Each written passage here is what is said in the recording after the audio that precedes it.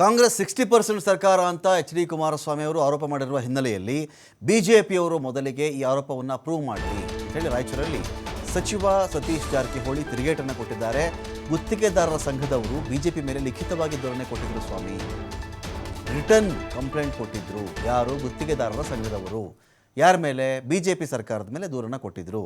ಈಗ ಅಂತಹ ಘಟನೆ ಎಲ್ಲೂ ನಡೆದಿಲ್ಲ. ಈ ಸರ್ಕಾರದಲ್ಲಿ ಯಾವುದೇ ಪರ್ಸೆಂಟೇಜ್ ಇಲ್ಲ ಅಂಥೇಳಿ ಸಚಿವ ಸತೀಶ್ ಜಾರಕಿಹೊಳಿ ಮಾತಾಡಿದ್ದಾರೆ.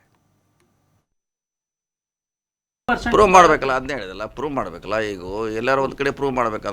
ಅದನ್ನ ಹಿಂದೆ ಯಾರು ಪ್ರೂವ್ ಮಾಡಿದರು? ಕಾಂಟ್ರಾಕ್ಟರ್ ಅಸೋಸಿಯೇಷನ್ ಹೇಳಿದರು ಅಧಿಕೃತವಾಗಿ. ಹಿಂಗಾಗಿ ಅದಕ್ಕೆ ಒಂದು ವ್ಯಾಲ್ಯೂ ಇದೆ. ಈಗ ಯಾರನ್ನ ಪಾಲಿಟಿಷಿಯನ್ ದಿವಸ ಒಂದು ಆರೋಪ ಮಾಡ್ತೀವಿ, 60 ಅಂತೀವಿ, 80 ಅಂತೀವಿ, 40 ಅಂತೀವಿ, 20 ಅಂತೀವಿ. ಅವಾಗ ಕಾಂಟ್ರಾಕ್ಟರು ರೈಟಿಂಗ್ನಾಗ ಕೊಟ್ಟಿದ್ರು ಅವರು.